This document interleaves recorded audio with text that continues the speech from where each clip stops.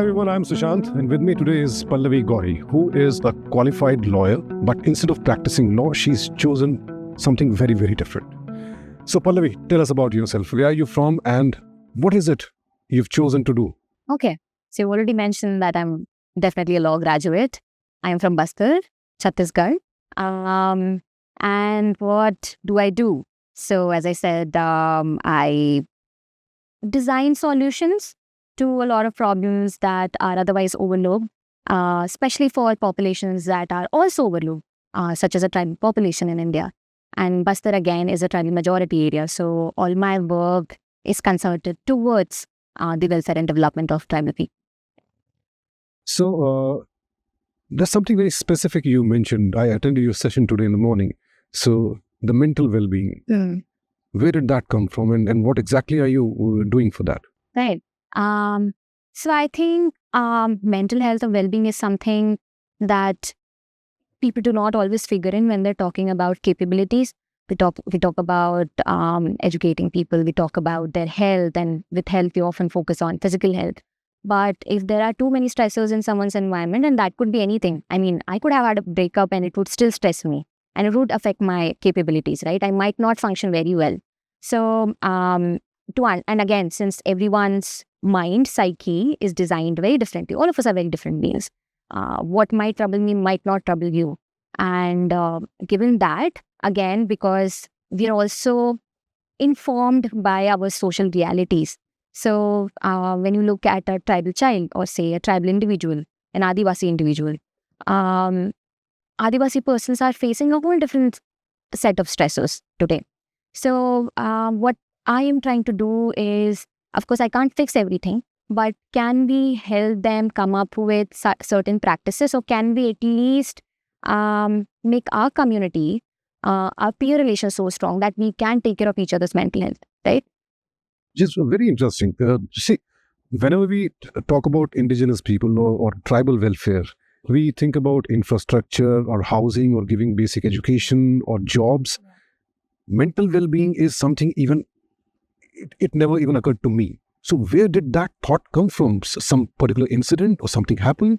How? Right. So, I mean, at least in the place that the demographic I'm working in, we started seeing a rise in suicides of tribal children.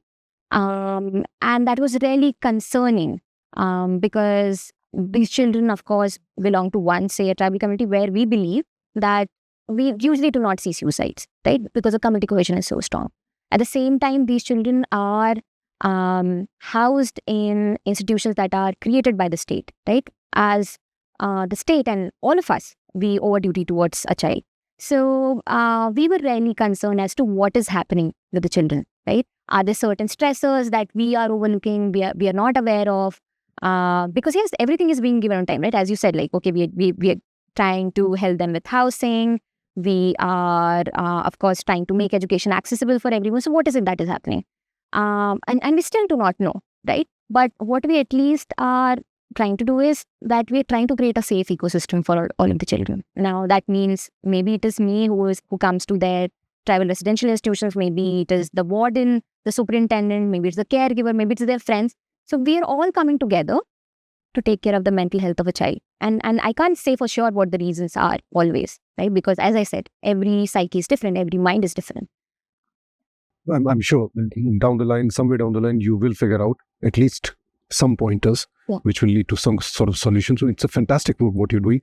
But I'm sure it's very challenging also. It is. And in such a job, I think success is rarer as compared to failures. Yeah.